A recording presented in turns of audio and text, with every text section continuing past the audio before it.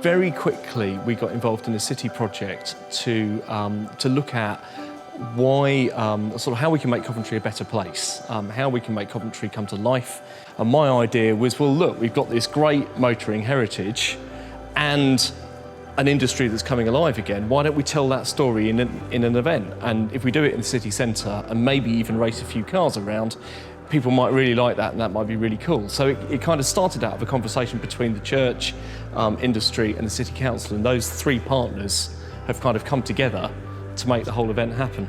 I think that year we had somewhere around about 50,000 people, I can't remember, but it was a lot, and we were sort of blown away because people came from all over the country, and it was suddenly we realised we had a bit of a monster on our hands.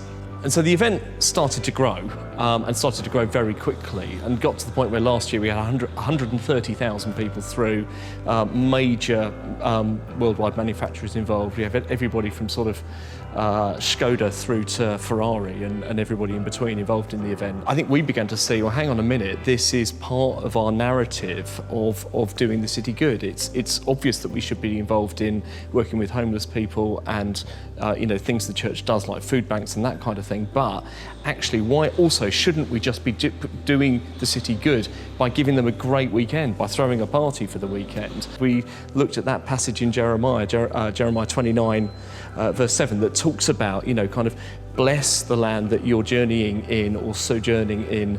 As you bless it and as it thrives and prospers, you too will prosper. And what is amazing is not necessarily directly linked, but we are seeing a coming together of the churches in Coventry, a real sense of the kingdom of God moving in the city. And I think that is because of the culture change that is going on, the kingdom of God breaking in and starting to affect the culture. And we're seeing more and more and more cultural organisations in the city coming to church organisations and saying, can we partner, can we do run poetry events, can we do other things?